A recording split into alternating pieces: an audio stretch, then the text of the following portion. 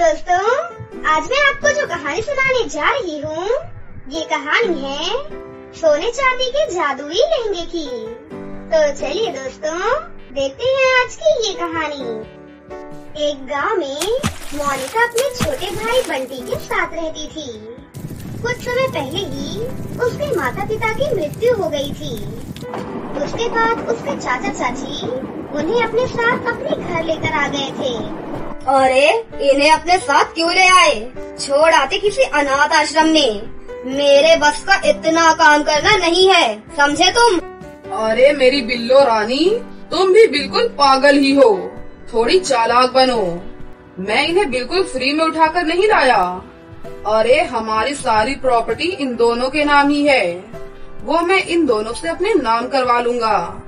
उसके बाद धक्के मार कर घर से बाहर कर दूंगा। और रही बात काम करने की, तो तुम इन दोनों से घर का सारा काम करवाना। चाचा की ये बात सुनकर उसकी चाची बहुत ही खुश हो जाती है।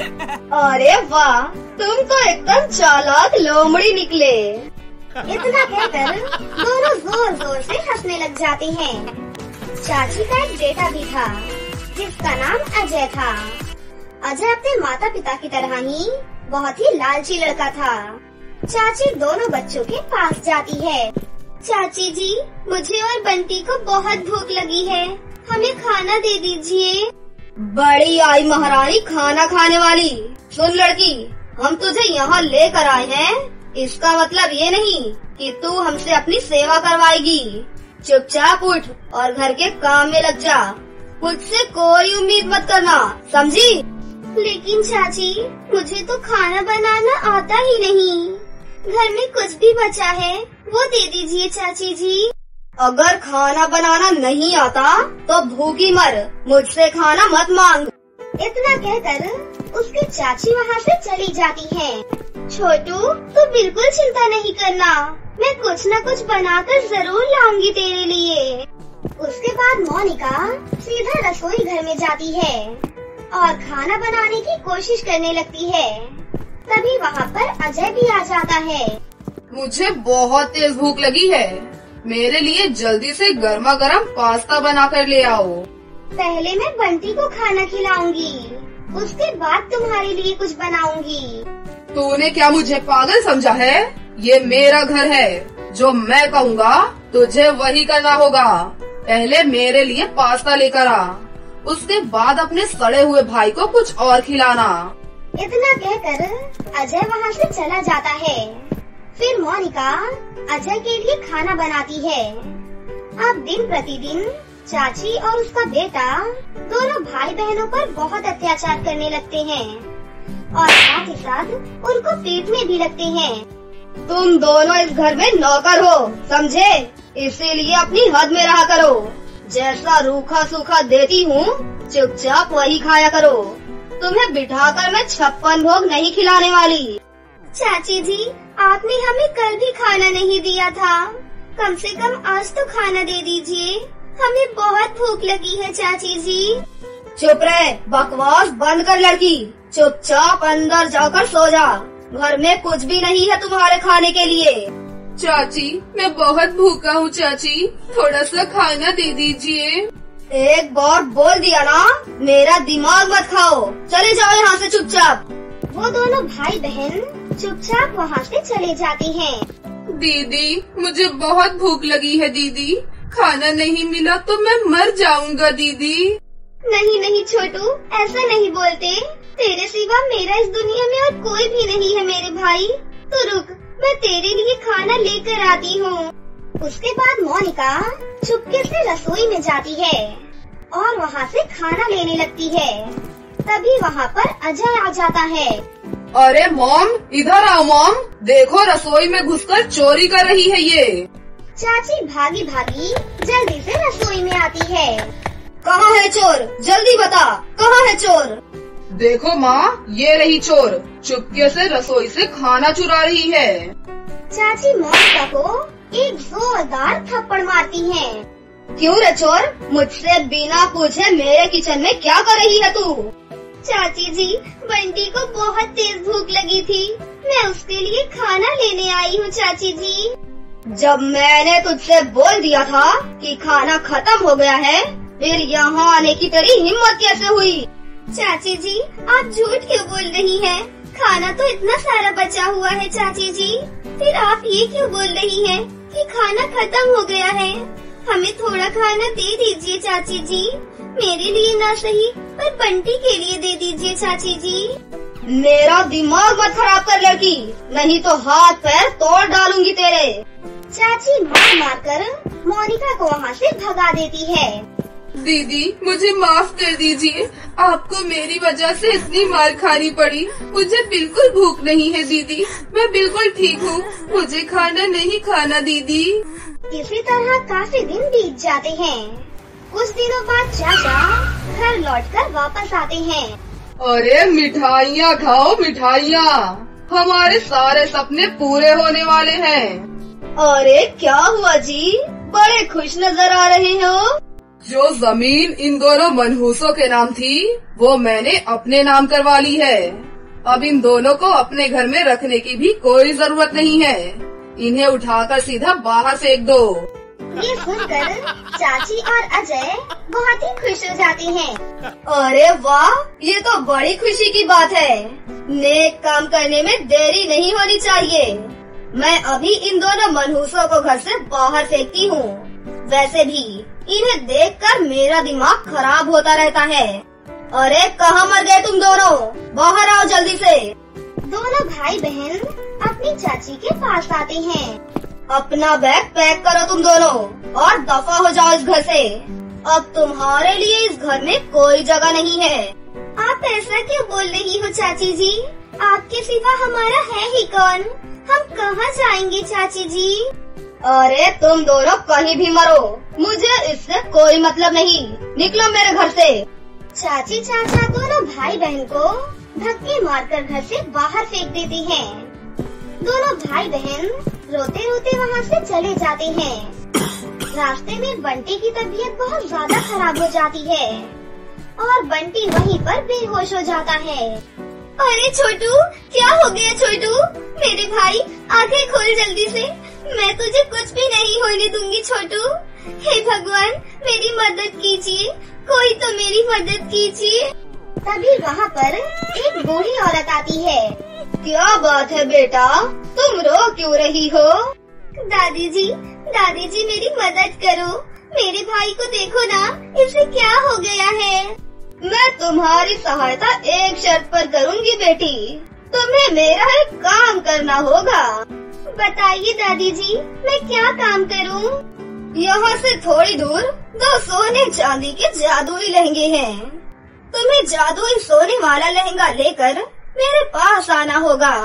दरअसल वो सोने वाला लहंगा मेरा ही है। मैं उसे पहनते ही अपने असली रूप में आ जाऊंगी। अगर तुमने मेरा काम कर दिया तो मैं तुम्हें तुम्हारा भाई वापस लौटा दूंगी। मोनिका भागी भागी जादुई लहंगों के पास जाती है। उसे 2 सोने और चांदी के लहंगे नजर आते हैं। सुनो, तुम मुझे अपने साथ ले चलो, मैं तुम्हें खूब सारा धन दौलत दूंगा, तुम्हें दुनिया की रानी बना दूंगा। नहीं, तुम मेरे पास आओ। मैं वही लहंगा हूँ जो तुम्हें बूढ़ी औरत ने लेने को भेजा है। बूढ़ी औरत को मेरी जरूरत है, मुझे अपने साथ ले चलो। मैंने बूढ़ी दादी से वादा किया है कि उन्हें जादुई सोने का लहंगा लाकर दूंगी। मुझे धन दौलत की कोई आवश्यकता नहीं है, मुझे बस मेरा छोटू चाहिए। इतना कहकर वो जादुई सोने का लहंगा लेकर उस बुढ़िया के पास जाती है और उसे वो जादुई लहंगा दे देती है। बुढ़िया जादुई सोने का लहंगा पहनकर एक खूबसूरत सी परी में बदल जाती है। तुम्हारा बहुत बहुत धन्यवाद, तुमने मेरा असली रूप मुझे लौटा दिया। उसके बाद परी उसके छोटे भाई को अपनी जादुई छड़ी से ठीक कर देती है। तुम दोनों भाई बहन इस सुनसान सड़क पर क्यों भटक रहे हो? तुम्हारे माता पिता कहाँ हैं? मोनिका परी को वो सब सारी बातें बताती है। परी वहाँ जादुई चांदी का लहंगा प्रकट करती है। ये लो, आज से ये लहंगा तुम्हारा हुआ। तुम इससे जो भी मांगोगी तुम्हें वो सब कुछ मिल जाएगा। और तुम्हारे दुष्ट चाचा चाची को ये जादुई लहंगा सजा जरूर देगा। इसके बाद परी चाचा चाची के घर जाती है और उन सभी को बहुत ही बदसूरत और भिखारी बना देती है। वहीं मोनिका जादुई लहंगे से घर मांगती है और खुशी खुशी अपने भाई बंटी के साथ उस घर में रहने लगती है। एक गांव में सोनम अपनी नानी सीता के साथ रहती थी। उसकी नानी दूसरों के घरों में काम करती थी। उसी से दोनों का गुजारा हो रहा था। वहीं सोनम पास के एक सरकारी स्कूल में पढ़ने जाती थी। उन्हीं के पड़ोस में सोनम के मामा पीके और उसकी मामी अनुष्का रहा करती थी। कुछ समय पहले जब सोनम के माता पिता एक सड़क हादसे में टपक गए थे, तो उसके मामा मामी ने मिलकर सोनम और उसकी नानी को घर से बाहर निकाल दिया था और सारी जमीन जायदाद पर अपना कब्जा कर लिया था। एक दिन सीता काम करके घर वापस लौट रही थी कि तभी उसे गांव की दो औरतें मिलती हैं। अरे नानी जी, आप इस उम्र में काम क्यों कर रही हो? अरे आपके तो इतने अच्छे बहू बेटा भी हैं, उनके पास रह लिया करो ना। नहीं बेटा, उन दोनों की तो तुम बात ही मत करो। मेरी कोई बहू कोई बेटा नहीं है। उस अनुष्का ने मेरे बेटे पर पता नहीं क्या जादू कर दिया है। वो सिर्फ उसी की सुनता है, अपनी माँ की तो वो एक नहीं सुनता। इतना कहकर सीता वहाँ से चली जाती है। तभी वो दोनों औरतें अनुष्का के पास पहुँच जाती हैं और उसे सीता की सारी बातें बता देती हैं। अच्छा, इस बुढ़िया की इतनी औकात हो गई कि अब गांव के सामने मेरी बेइज्जती कर रही है। इस बुढ़िया को तो मैं अभी सबक सिखाती हूँ। चुपके चुपके अनुष्का सीता के घर पहुँच जाती है। क्यों रे बुढ़िया, तुझसे आराम से बैठा भी नहीं जाता? मेरी चुगली करती घूम रही है। नहीं बेटा, तुम्हें जरूर कोई गलत फहमी हुई है। मैंने किसी को कुछ भी नहीं कहा। अरे अपनी बकवास बंद कर, मैं तेरे बारे में सब जान चुकी हूँ। अब देख मैं तेरी क्या हालत करती हूँ। आज के बाद तू कुछ भी बताने लायक नहीं बचेगी। इतना कहकर अनुष्का डंडे और लातों से सीता को मारने लग जाती है। नहीं बेटा, मुझे माफ कर दे बेटा। मैंने सच में तेरे बारे में कुछ भी नहीं कहा बेटी। नहीं बुढ़िया, अब तो मैं तुझे कुछ कहने लायक भी नहीं छोड़ूंगी। पीट पीट कर अनुष्का सीता को बेहोश कर देती है। अरे लगता है इस बुढ़िया का टिकट कट गया। अब जल्दी से मुझे यहाँ से निकलना होगा, नहीं तो गांव वाले मुझे भी ऊपर पहुँचा देंगे। इतना कहकर अनुष्का वहाँ से भाग जाती है। थोड़ी देर बाद सोनम वहाँ पर आती है। नानी, क्या हुआ नानी? आंखें खोलिए नानी। सोनम गांव वालों की मदद से अपनी नानी को अस्पताल लेकर जाती है। थोड़ी देर बाद उसकी नानी को होश आ जाता है। नानी, क्या हुआ था? सीता सोनम को वो सारी बातें बताती है। ये सुनकर सोनम बहुत दुखी हो जाती है। थोड़ी देर बाद उनके पास डॉक्टर आता है। देखिए, आपके दोनों पैर अब खराब हो चुके हैं। माफ कीजिएगा, लेकिन अब आप चल फिर नहीं सकती। ये सुनकर दोनों जोर जोर से रोने लग जाती हैं। कुछ दिनों बाद सीता वापस अपने घर आ जाती है। बेटा, अब मैं काम कैसे करूँगी बेटा? कैसे हमारे घर का गुजारा होगा? नानी, आप बिल्कुल चिंता मत कीजिए। अब से काम आप नहीं बल्कि मैं करूँगी। वो भोली भाली सोनम काम की तलाश में घर से बाहर निकलती है, लेकिन कोई भी उसे अपने घर में काम नहीं देता। थक हार कर सोनम एक सड़क के किनारे जाकर बैठ जाती है। मुझे तो कोई भी काम नहीं दे रहा है। मैं कैसे अपनी नानी की दवाइयाँ लेकर आऊंगी और कैसे उन्हें खाना खिलाऊंगी। तभी सोनम को एक बूढ़ा आदमी दिखाई देता है। अरे बेटा, जरा इधर आओ, मेरी मदद करो बेटा। बताइए बाबा, क्या मदद करूं मैं आपकी? बेटा, मेरे पास बहुत सारा सामान है, तुम थोड़ा सामान लेकर मेरे घर पहुंचा दो बेटा। खुशी खुशी सोनम बाबा का सामान उसके घर तक पहुंचा देती है। तुम्हारा बहुत बहुत धन्यवाद बेटी। बाबा, मेरी नानी बहुत बीमार है, उनके लिए दवाइयाँ और खाना लेकर जाना है मुझे। क्या आप मुझे कहीं काम दिलवा सकते हैं बाबा? बेटी, अभी तुम बहुत छोटी हो, तुम क्या काम कर सकती हो बेटी? बाबा, मैं कोई भी काम कर सकती हूँ, आप बस मुझे काम दिलवा दीजिए। बेटी, मैं तुम्हें एक बगीचे के मालिक के पास लेकर चलता हूँ, शायद वो तुम्हें कोई काम दे सकता है। बूढ़े बाबा उसे गुलाब सिंह के पास लेकर जाते हैं। साहब, ये एक गरीब बच्ची है, इसे आप कोई काम दे दीजिए तो इसका भला हो जाएगा। हाँ तो ठीक है। ए लड़की, तू गुलाब बेच सकती है क्या? हाँ हाँ अंकल, क्यों नहीं। तो ठीक है, ये गुलाब जरा बाजार ले जा और इन्हें शाम तक बेच कर आ, उसके बाद मैं तुझे कुछ पैसे दूंगा। खुशी खुशी सोनम गुलाब की टोकरी लेकर चल पड़ती है। गुलाब ले लो, लाल पीले सफेद गुलाबी रंग के गुलाब ले लो, गुलाब वाली गुलाब ले लो।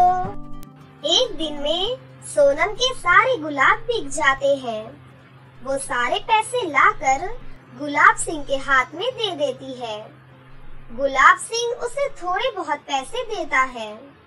सोनम खुशी खुशी अपनी नानी के लिए दवाइयाँ लेकर और साथ ही खाना लेकर अपने घर पहुँच जाती है।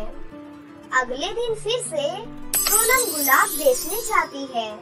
तभी वहाँ पर उसे करिश्मा नाम की एक परी देख लेती है।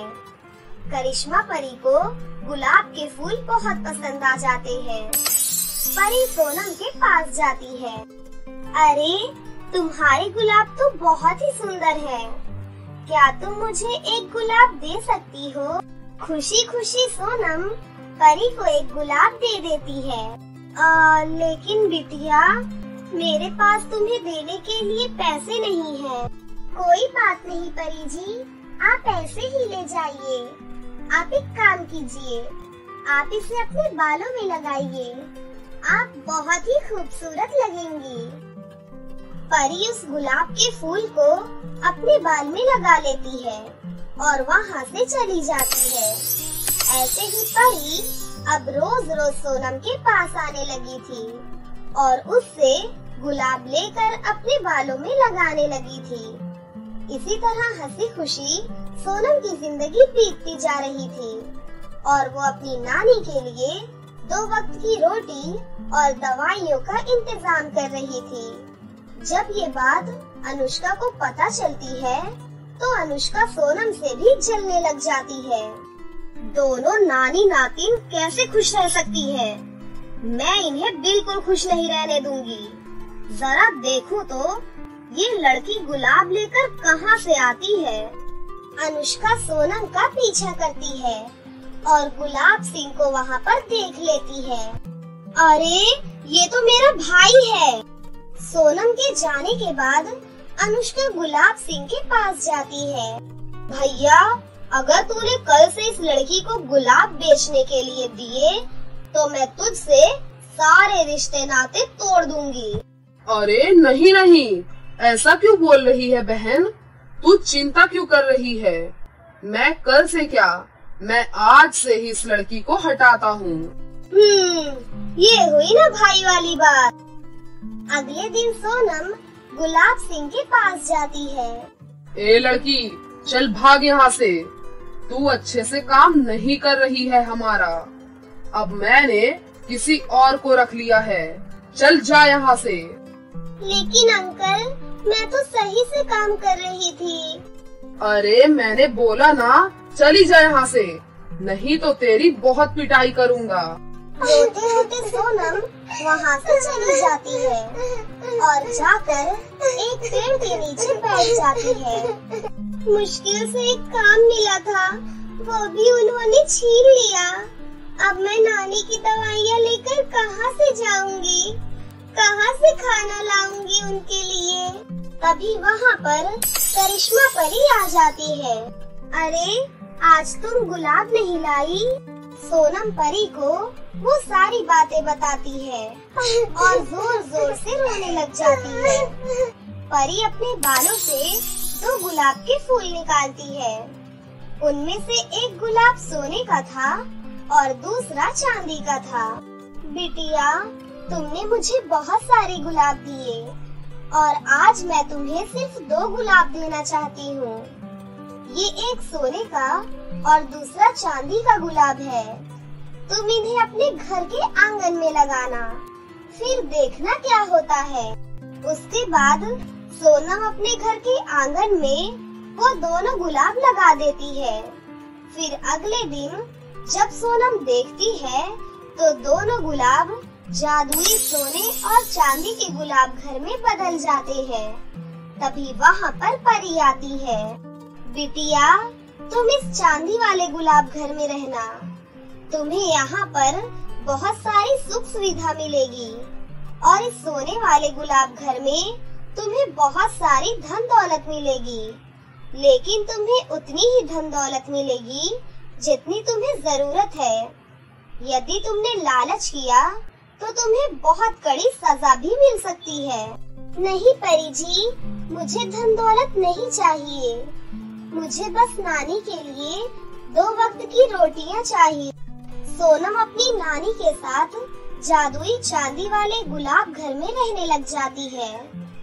जब सोने और चांदी के गुलाब घरों की बात उसकी मामी को पता लगती है तो अनुष्का लालच में सोने वाले गुलाब घर में चली जाती है। उसके बाद सोने वाले गुलाब घर से एक रोशनी निकलती है और अनुष्का एक बिल्ली बन जाती है। उसके बाद वो सारे गांव में मियाऊ मियाऊ करके घूमती है। तो दोस्तों, कैसी लगी आपको हमारी ये कहानी? अगर आपको हमारी कहानी अच्छी लगी हो तो इसे जरूर लाइक करें, साथ ही हमारे चैनल को सब्सक्राइब भी कर लें और बेल आइकन को दबाना ना भूलें। मिलते हैं अगली वीडियो में। धन्यवाद।